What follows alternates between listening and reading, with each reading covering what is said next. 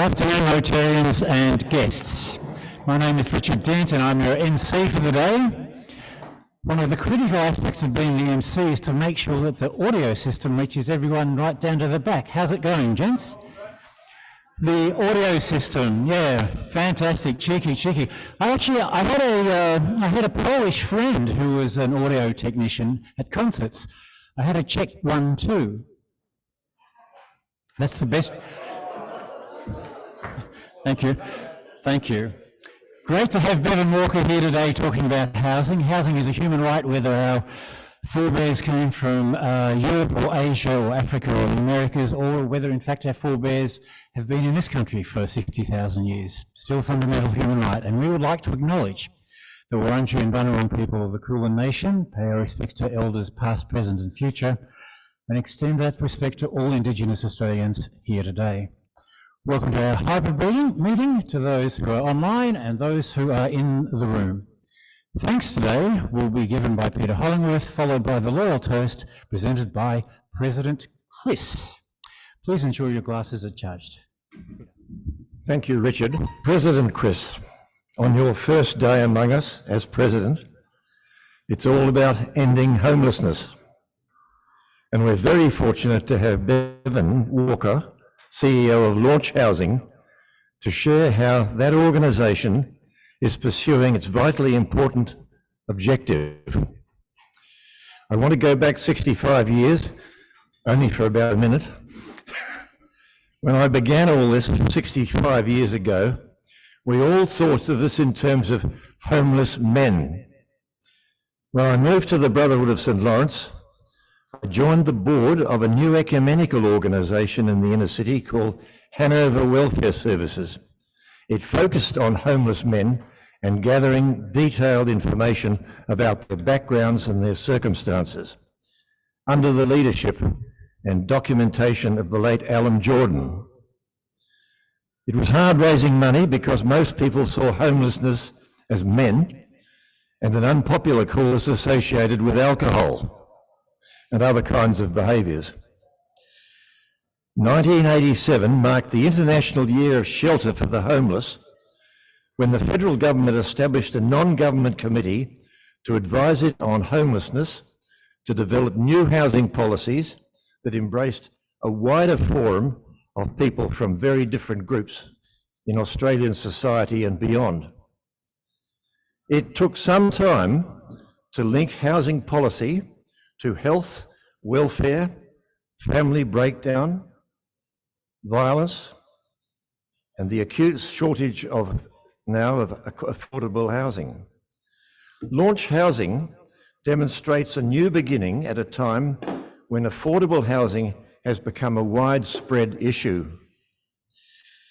I remember the phrase that was developed back in the 80s, describing housing as the marram grass of civilization. And if you've been to the beach along the foreshores, you'll know what marram grass is and how important it is in holding together the beach front. We put it right at the centre of all policy and practice, and our club, Rotary, is engaged in this issue, and today we can focus more clearly on the way in which it's being pursued by Launch Housing and its community partners, because this is a very significant new approach, not so new now. So on this first day of your presidency, thank you for hearing me out, and I give thanks for food, fellowship, housing, and the opportunity of service. Thank you, Peter. Rotarians and guests, a toast to Australia and to Rotary International. Australia and Rotary International. Thank you. Please remain standing for a moment. With regret, Vale Ian Jones. 2nd of July 1948 to 1st of July 2023. Ian Jones was born in Bendigo in 1948 and was educated at Brighton High School, Monash University and RMIT. When he joined the club, he was given the classification Building Technology, and his expertise included acoustics, vibration, thermodynamics and wind engineering. He was then a director of Vipac Engineers and Scientists Limited, and his professional involvement included serving as chairman and secretary of the Mechanical Engineering branch of the Institute of Engineers Australia. Ian quickly became an integral member of our club when he was inducted in November 1988 on the nomination of Les Perot. His first year with the club, in what seemed like a wave of pent-up energy, Ian was deputy chairman of both the club's Interact and Peer Support Committees, captain of the Malvern Group, and was the home host of Nicole Miller, incoming exchange student from Canada. His wife Leslie, a general practitioner in a busy medical practice, coped with all of this, as well as with son Morgan, who was then just 8 months old. His enthusiasm and work ethic with the club never wavered. In 1992, Ian was relocated to Singapore, and our loss was to the benefit of the Rotary Club of Singapore.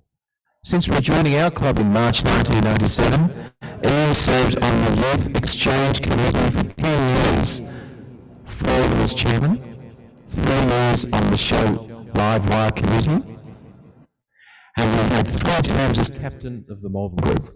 Over this time, he was intimately involved in the detailed planning needed to select and safely place 9 outgoing students in overseas countries.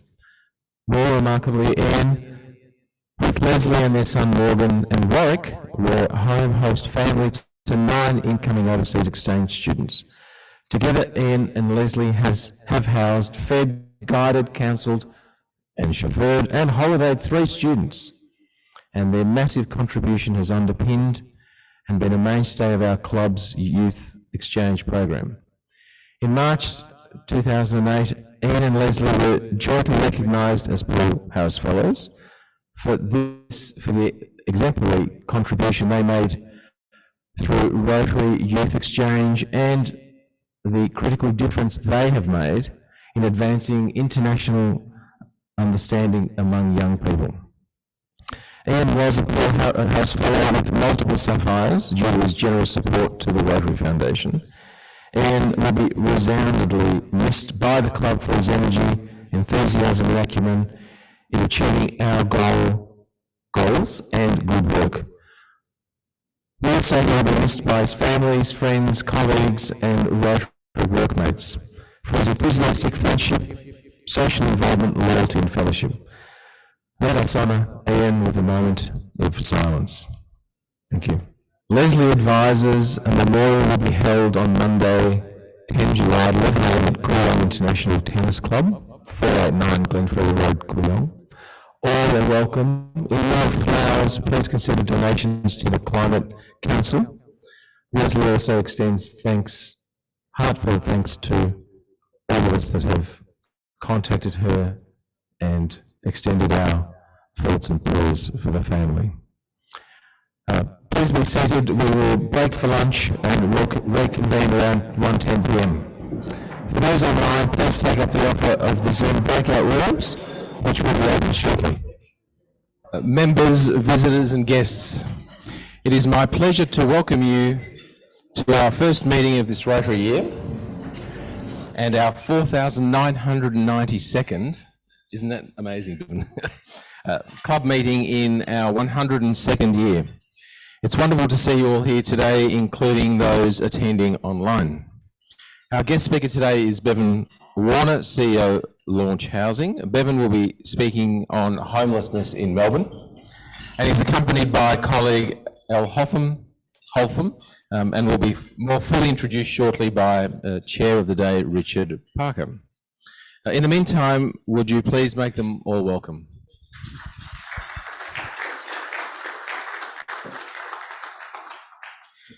We have visiting Rotarians, visitors and guests of members. I invite you and your host to stand when your name is announced and ask that you remain standing to enable the club to welcome you in a collective manner. International visiting Rotarian, Shinju Higuchi from Osaka Club. Amit Gill and Nova Gill, a guest of Peter Rogers. So please join me in making all of our visiting Rotarians, visitors and guests welcome.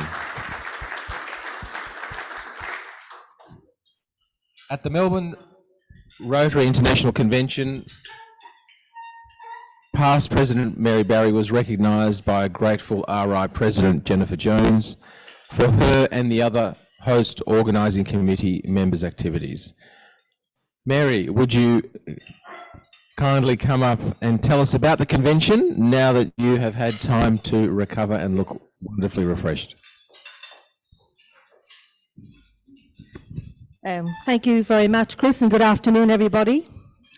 I just wanted to say that having joined the Host Organising Committee in 2019, I was extremely honoured and I was privileged to be the chair in 2020 and asked by my whole committee to do so.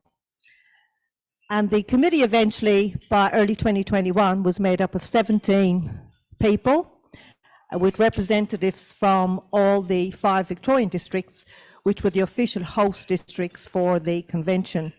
And there was myself and 4 others from District 9800, which were 2 past presidents, or sorry, 2 past district governors, Murray Verso and Dennis Shore. And there was also our own Peter Jones, who was a member, and of course there was Vic Grosjean, who was also from District 9800. So this is the convention group from 2021 onwards. But today I would like to acknowledge the contribution by the Rotary Club of Melbourne to the convention. And I would like to start by acknowledging the fantastic work of Peter Jones for the great success of the signature events that were run on Saturday, Monday and Tuesday during the convention. Now, in 2021, due to the continuing travel restrictions in Australia, the Rotary International Group asked the Host Organising Committee to run those events at very short notice. And I must say, Peter got her work immediately. And without his vision, his input and his guidance, those events would not have been the success that they were. So big congratulations to Peter, and I think he deserves a round of applause for that. He was fantastic. I'd also like to recognise the club's involvement and participation in the host hospitality night on the Monday. And my thanks to Reg Smith and his team for taking on the club visit to the Stalwart Distillery, which was the club hosted event, and also to the club home hosts. I think we've got them here today. We have Trevor Nink and Chris Wong. We have Clive Weeks and John Shaw and Russell Board. I think I saw Russell here, and Robert Fisher, I think, who's not here. And they all hosted delegates in their own homes for dinner, which was really a very essential part of any convention, because it's what delegates look forward to most.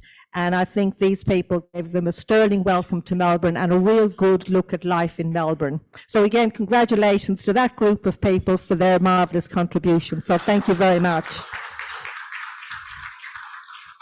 And also, what about the vision of Rob McGurk, who put forward the idea of the Peace Belts project, which President Jennifer was delighted to endorse. And this is a key achievement because it was the first legacy project of an international convention. And again, it was done through Rotary Melbourne. And with the great support of immediate past President Adrian and the board, and I know some of the district governors were very involved, Robert got to work immediately. And despite many, many challenges, he delivered that project on time with the official launch of the bells in the now renamed Rotary Peace Park. They were then moved to the Convention and Exhibition Centre and displayed in the House of Friendship for the duration of the convention. And I think the biggest compliment that Robert has received, and I think it says it all, is the 2 other host organising committees that are now operational for Calgary and for Singapore have both said they want to emulate that project in their cities as their legacy project. So fantastic work done by Robert. So again, I think he deserves a round of applause for that. But I think we all know the convention would never have been here without Rotary Melbourne getting behind the preparation and the submission of the initial bid. And that was many, many years ago. And despite the first bid being knocked back for 2021, which in hindsight was a godsend, the club persisted and they supported the bid team, and it was successful when it was submitted in 2023. So without this club, this convention would have not happened in Melbourne. So in recognition of the club's contribution from that initial bid and their strong support behind that, I would now like to call to the podium immediate past president, Adrian.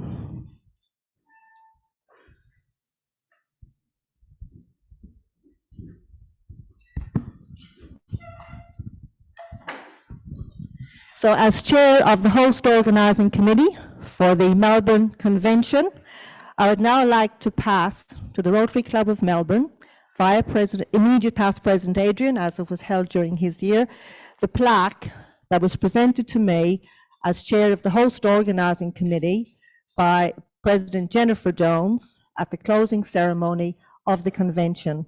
And I think this should be placed with the Rotary Club of Melbourne for safekeeping and for its archives, in the fantastic recognition of the immense contribution this club made to bringing this convention to Melbourne.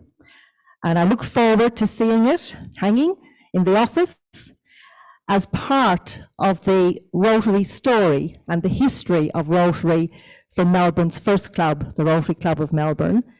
And I would hope that in another 10, 20, 30 years' time, I'm looking around for our younger members, the members of the club in charge then will hopefully be inspired by our success and think about bringing the convention to Melbourne one more time. So thank you, Rotary Melbourne, for your great contribution and the success to the convention. So Adrian, over to you. Thank you.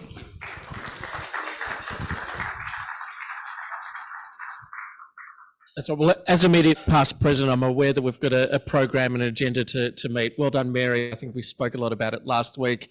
Phil Endersby, I can see you're back. There's a hook there. I think we'll need your carpentry skills back in the office as soon as we can. Well done to the whole club on this. This is for everyone. And come up to the office and see it for eternity. Over to you, Chris.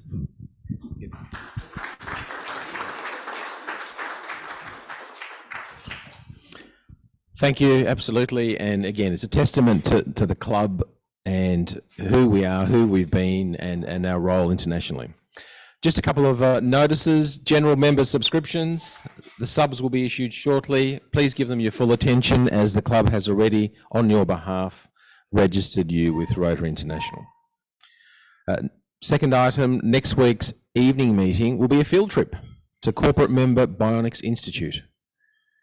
Invite a friend, showcase Rotary's reach, and hear from lead researchers on tinnitus, etc. Research using artificial intelligence. So that'll be a fascinating evening. Tinnitus. And now, for the business of the day, without further ado, I call to the podium our chair of the day, Richard Parker, to take over today's meeting. Thank you, Richard. President and members, it's my great pleasure to introduce Bevan Warner, who is the CEO of Launch Housing. Is that right? As you all know, Launch is the biggest and most influential homelessness agency in Victoria. Our club has long identified homelessness as a key priority, and to that end we have a lengthy association with Launch and its predecessor organisation. Our current Make a House a Home project was carefully developed with Launch 6 years ago in 2017, and is now going into its 7th year. So we have a long association and a current association with Launch. Since 2017, we've assisted some hundreds of Launch's most needy clients. In homelessness, you need very deep pockets to make a material difference. but I'm pretty sure that no other Rotary Club in Australia has made a more meaningful, modest contribution in this difficult space. Bevan is accompanied today by Ellie Holdsworth, who does a marvellous job of liaising with us, the volunteers, and coordinating between us and the individual frontline officers of launch. So we get our boxes and our sets of boxes coordinated and where they're needed at the time they're needed. So a big welcome to Ellie and thank you for your work. Could I now ask you all to welcome Bevan to address us today? Thank you, Richard, and thank you for the long-standing relationship and the contribution. Richard mentioned the Make Home project, which results in starter packs for people who are moving from homelessness to a secure home, often for the first time or in a long time.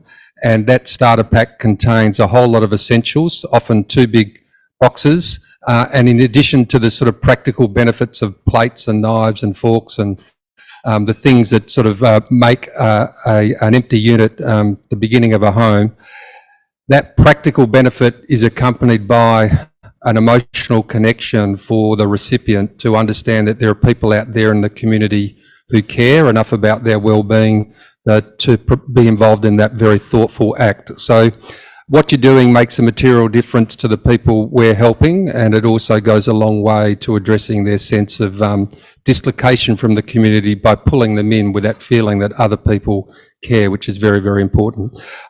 Wonderful to be able to have lunch with people, particularly people who share an interest in the cause.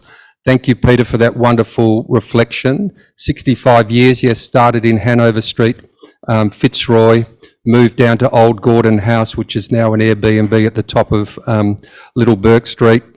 Henry Bolte thought all those dishevelled men were a bit of a sort of distraction from from Spring Street, and sort of wanted to push it further down the hill. And there was a big community campaign against that. We ended up with a much grander and bigger Shake the Tin 220 bed crisis facility on the site of New Gordon House, which Jeff Kennett reclaimed to build the casino, and we ended up with at the time, a state-of-the-art 1982 52-bed crisis facility in Hague Street, tucked behind the casino, and a whole lot of transitional housing in the community. So our history is very long. We now employ 400 staff. We assisted 15,000 people last year. The idea of what was then Hanover was to be brave, follow the evidence, do what was right, not what was popular. Hanover followed the evidence and pioneered harm minimisation policies at the time. We still like to think that the modern incarnation of Hanover now, through a combination of Hanover and Homeground, which became Launch Housing 8 years ago, continues the best of that tradition. And the idea of Launch Housing is that we want to end homelessness, not just make the experience of it less harsh for people. Ending homelessness in Victoria seems like a big task. We can't do it alone, but we do know a lot about what ends homelessness, and it's more homes and more support. And we know we can't achieve that by ourselves, so we need partners. So Rotary are a really important part and demonstration of that connection to community. We also believe that we should not forsake people who are doing it really tough, the hard end of street homelessness, if you like, and that the idea of ending homelessness, if we can't do it ourselves, we must example what works and invite other people to take that to scale, whether that's federal or state governments to invest in certain solutions, or other community agencies or organisations to replicate and emulate what we know works in other places. So in addition to the Make Home project this year, you may not know that we commissioned a 60-unit facility, $30 million project in Dandenong during the last financial year, exclusively for women and children who are escaping prolonged and acute family violence. So 60 mothers, 140 children, safely housed in a architecturally designed supportive housing accommodation project with in-reach supports to deal with the developmental delay and the trauma that children have experienced by being exposed to family violence and without secure housing. So achieving amazing results already. At the opening, a young mother told me that her 7-year-old son had slept through the night a couple of nights ago for the first time in their life, and they had been living in what is called Viv's Place after our first female social worker, Viv McCutcheon.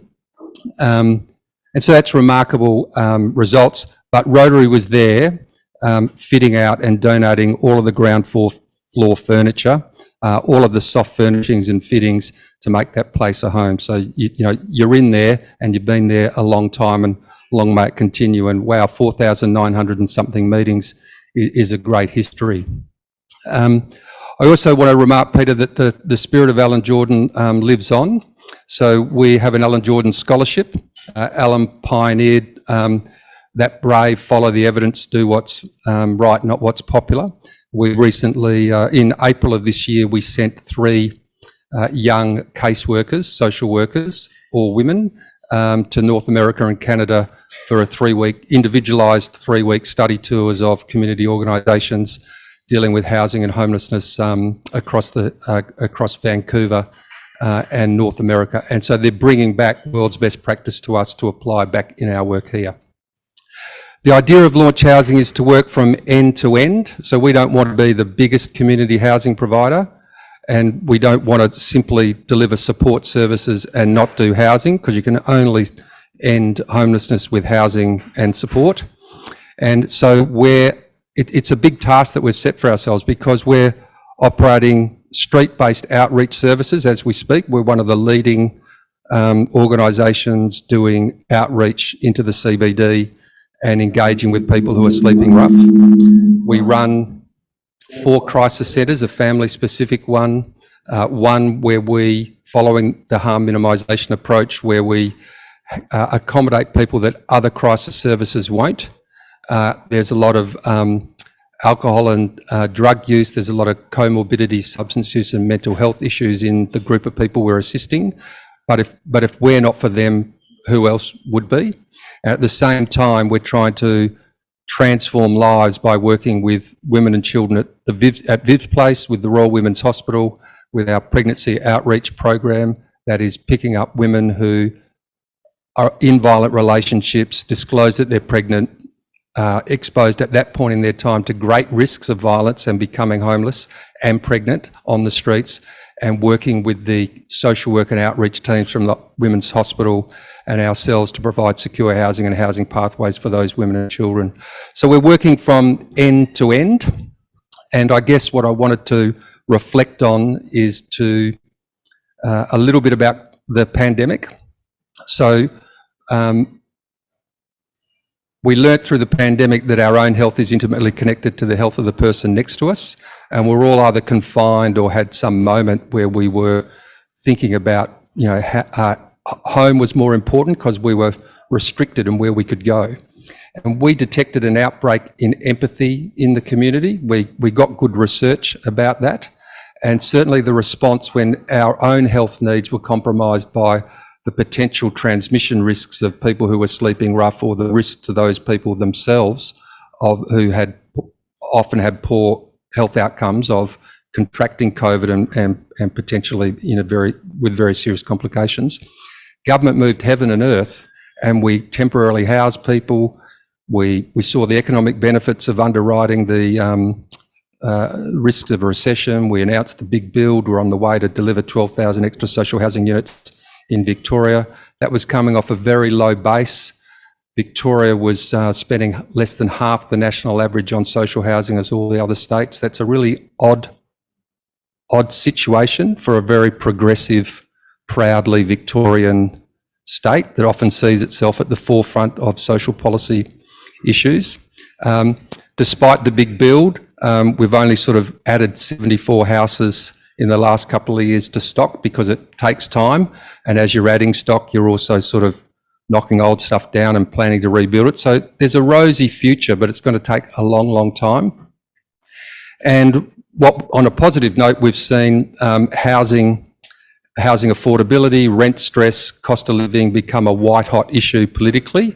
So it's now sort of, one of the 2 or 3 political issues that dominate the landscape and are dominating the discussion between the parties, and there's big proposals and big legislation being debated or delayed, whichever way you want to see it. But the big change is we no longer have to sort of clamour for attention for the issue, because the issue is front and centre, because it's affecting everybody, not just those homeless people over there. And I'll come back to stigma and othering. So something is going to happen with public investment in social and community housing, and that's long overdue.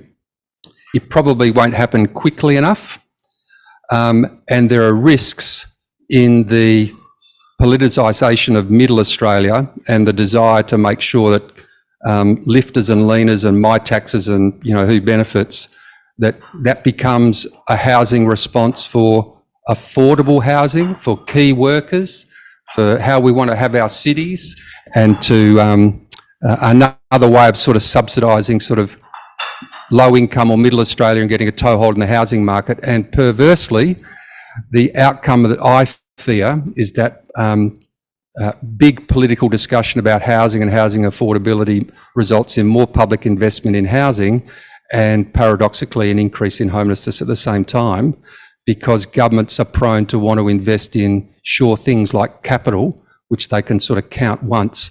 They don't really like to invest in the ongoing or recurrent cost of services to support people to sustain a good housing outcome. So when I talk a little bit about homelessness,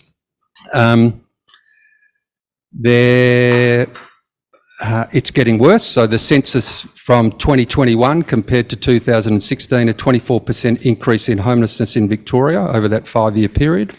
Biggest increase in young people and children and women over 55.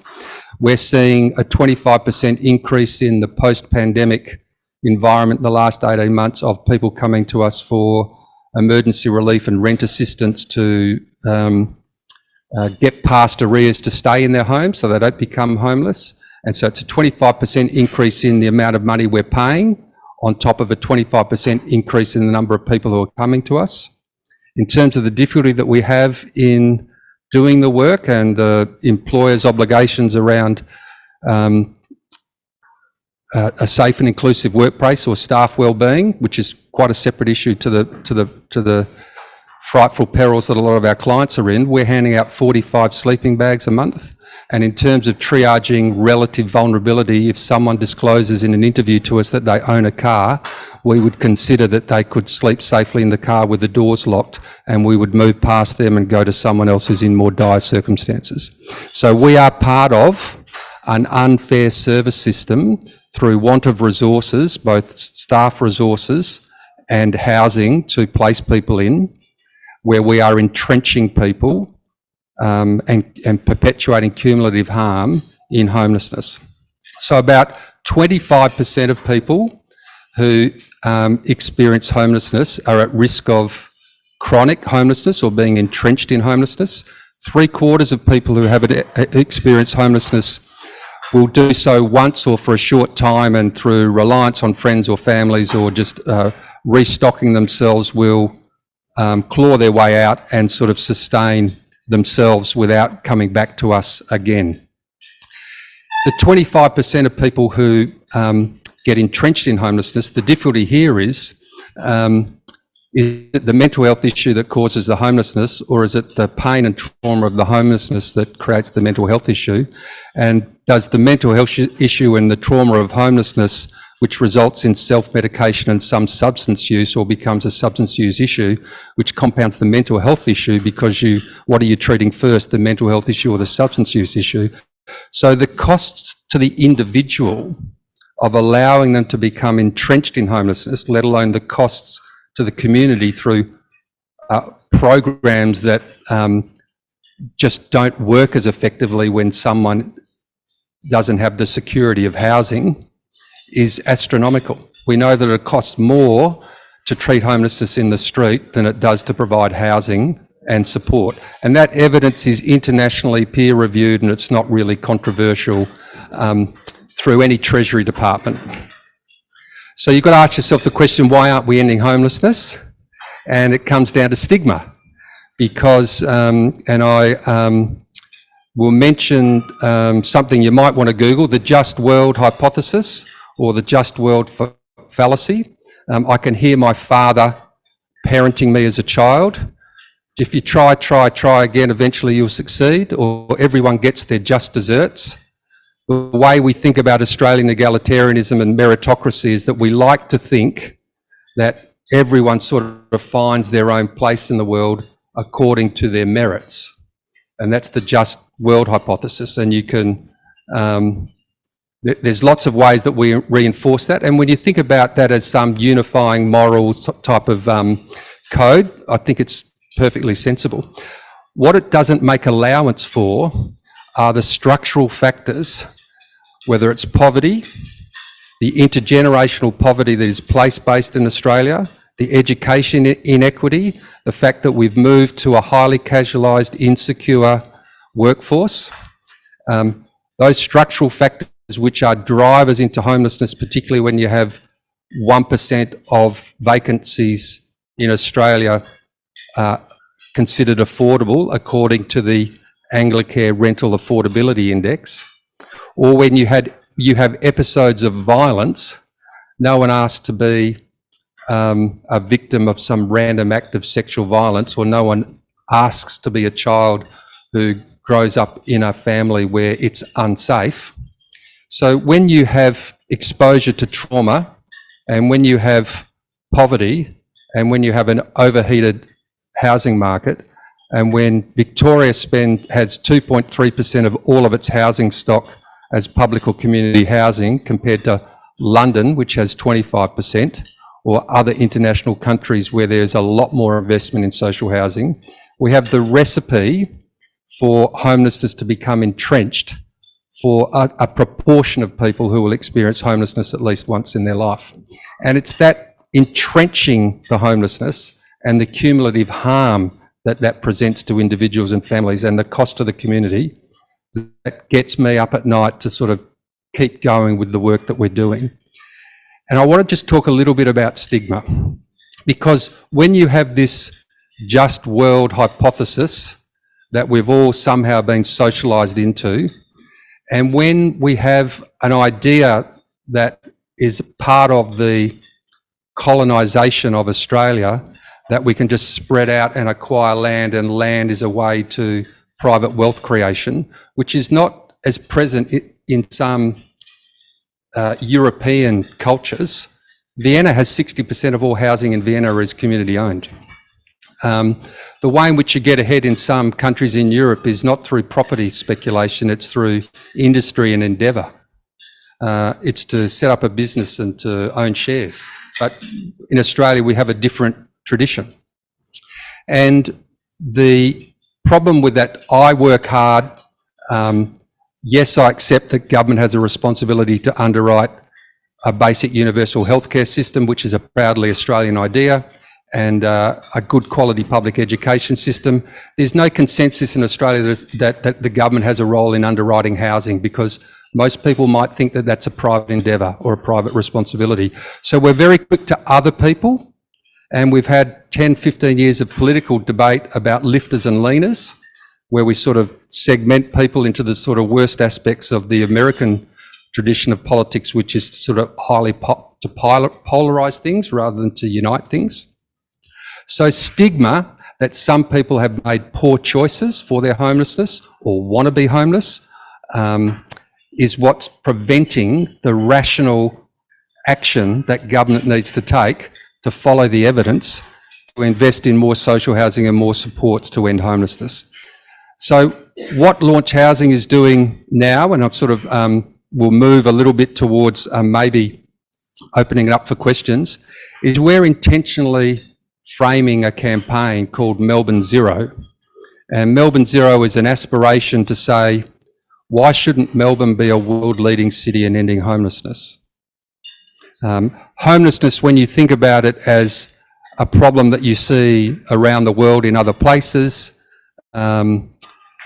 when you see entrenched problems like comorbidity, substance use and mental health issues, it looks so big to be insoluble. And what we're trying to do is break it down to give it a place, to give it an identity. And we're saying, proudly Melbourne, which considers itself to be an outward-looking, internationally progressive city which has got some amazing character traits, which is the home of the Australian Open. We have world-class motorsport. We have world-class biotech industry. We're a world-class destination for international students. We've got world-class defence industry capability coming along. Why couldn't we be a world-leading city in ending homelessness? So we have a Melbourne Zero campaign, which I encourage you to find on Google search, and it's a campaign that's designed to bridge out of the funded service sector. We work with the Salvos, we work with Vincent Care, we work with CoHealth, we work with the nurses, we work with St Vincent's Hospitals. Everyone who works in the system is busy working with each other trying to solve problems without enough resources because there's not enough community belief that we can actually solve homelessness despite the evidence to the contrary. So this Melbourne Zero campaign is unashamedly inviting businesses and brands to join the idea of why shouldn't Melbourne be a world-leading city in ending homelessness? What would have to happen for that to occur? About a month ago, we had Readings, an iconic Melbourne-based bookstore, who's a foundation member of the Melbourne Zero Network, curate a series of books and promote on their online platform to their regular customers, a series of books that people could purchase that are not exclusively about homelessness, but touch on it as a way of engaging the community or giving people opportunities to learn more about the circumstances of others or where the solutions might fall. The other thing we're doing on the 7th of August is we'll be launching our Capital Cities Index, which is an exercise in comparing Melbourne's progress in ending homelessness against 9 other cities around the world: Adelaide and Sydney, Dublin, Vancouver, Toronto, London, New York and Dublin. I know where we rank, but I won't give that away yet. And that is a deliberate strategy to provoke a conversation amongst the broader Melbourne community who like to believe that last year, a couple of weeks ago, we were rated the 3rd most livable city in the world, but not for everyone, and that's a mark of pride for many people in the Melbourne community. Well, where do we rank against those other cities in ending homelessness? What are the causes? What are the drivers? What are the solutions? Let's have a conversation. Let's have a competition. Melburnians love a competition. We're outward looking. Let's not compete against Perth, where I come from, because we never look backwards to the west. We're too good for them anyway. Let's look further afield, the best in class around the world, and bring those best in class solutions here. And let's power up the imagination and the belief that solutions to homelessness do exist, because they do. Let's just demand that they get brought here to Melbourne. So we're defining Melbourne as the local government area covered by the City of Melbourne. We've got a very passionate and progressive Lord Mayor who wants to talk about these issues. And we need community, business and brands to join that movement.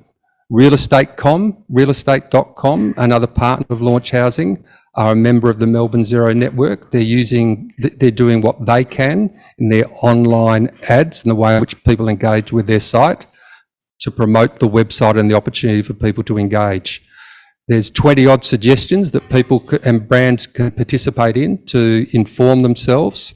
One of those things is called the Roughing It Challenge, which is an opportunity for individuals, families and teams at work to have an experience of what it's like to live with $10 a day and without a bed for 24 hours, and to debrief that in family situations with conversation cards and discussion prompts, or in teams at work to think about, well, actually, if it's good business for brands to make sure that they're representing the community and their customers, then why wouldn't we do safe and inclusive workplace training through the Roughing It Challenge with our teams and get them more empathetic to the circumstances of people they might be walking past underneath the Flinders Street train station. I could go on and on and on, but I know I can't. And so I'd love to take questions. I'd love you to have a look at the melbournezero.org website. And most of all, I just want to say thank you for the ongoing and meaningful support the Rotary's contributed to Launch Housing and its predecessors over many, many, many years. Thank you.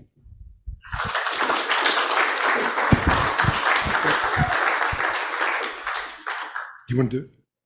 I think we have a little bit of time for questions, but firstly, thank you, Bevan. You've been provocative, highly strategic, and different in relation to this issue, and most appreciated. Now, let's have some questions. I think... Congratulations on that presentation. We're very impressed that no numbers, so very well done. You mentioned, well, I've been working in the city now for nearly 6 years. I've never seen it worse. Shocking. What sort of database do you have to know the success and the outcomes and working in with all the other agencies? I mean, every time I come in, I see from people lining up with partners. Is there a database of homeless people? Is it measured? Great question. Yes and no. Yes and no.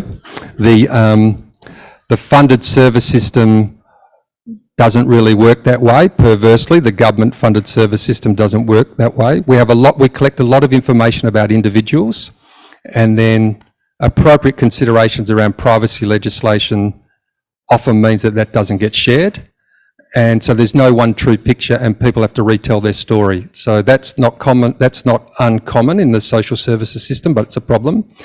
We've brought an international method from North America called Advance to Zero, which involves a by name list at the regular street engagement with people, a by name list and information sharing protocols to have a regular weekly conversation with which agency is doing what for which person in the street. So we know, for instance, that last week there were 178 people sleeping rough in the CBD, and we know who they are and what their needs are, but we're funding that exclusively from philanthropy.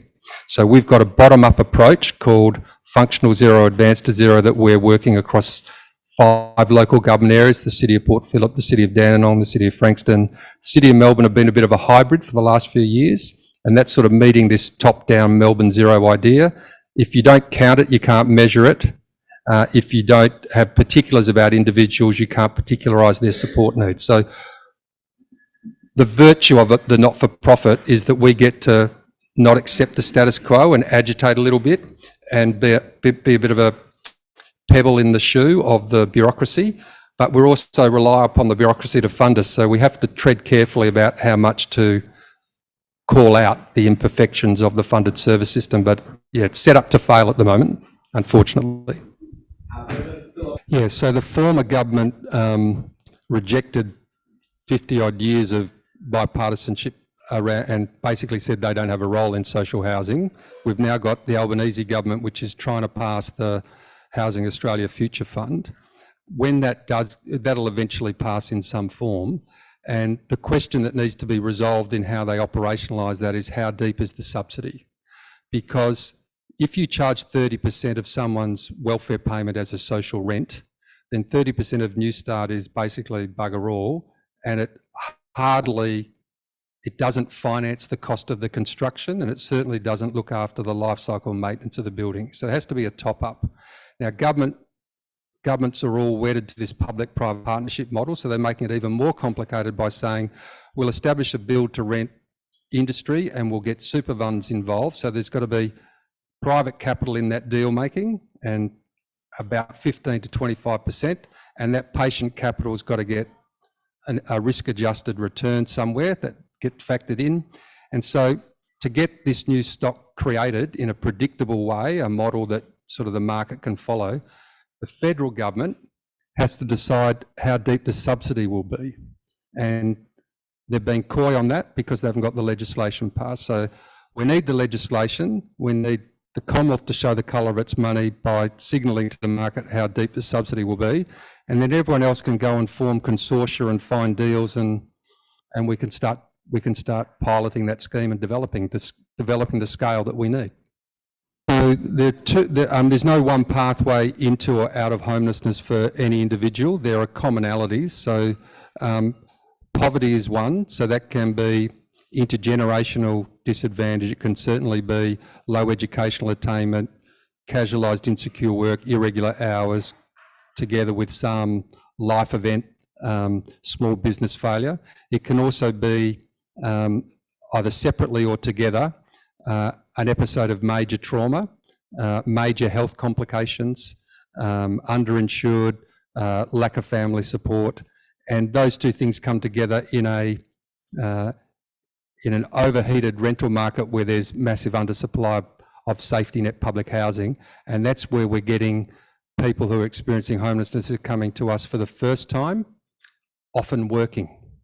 So there's prevention strategies, and basically that's build more public housing and make sure that that's at a subsidised rent that's no more than 30% of someone's income, because we need the balance to manage life's essentials. And to do that, Australia's got to get way back up the scale of where the average in the OECD countries of social housing is about 8.7% of all housing stock. Australia's 3.4%. Some of the UK, Scotland is at the sort of 14, 16%, I think, when I last looked. Some cities are different, but so we've got massive undersupply of public housing, over-reliance on the private rental market. We've had things in the last 10 years like Airbnb and other things where stock is taken out of the rental market. A lot of homes are there for holiday rental and not for basic housing security. So we've got structural problems we need to address. We're going to have to call it a close at that point. Bevan, I'm not even going to start to try and summarise the summary of the number of issues you've raised, but fantastic address for us, provocative, made us think, and showing everyone the complexity and number of interlinking variables in just even talking about this space. Now, I'm going to have to apologise to say I haven't got the Phil Endersby socks to hand over. We'll fix that somehow with Joe before you leave. And once again, thank you, and ask everyone to express their appreciation for your talk. Thank you. My task now is to thank visitors and guests for attending, and thanks for Peter Hollingsworth's very nice little summary of the history leading into Bevan. That was brilliant, Peter. And ask that the setup and reception teams stay back, of course, for a few minutes to help if there's anyone who can be additional there would be appreciated. A quick reminder for next week, our monthly meeting will be hosted and held at our corporate members Bionics Institute in East Melbourne. There'll be more online from Joe on that. And it remains now to ask you to all stand and for the national anthem to close the meeting. Thank you.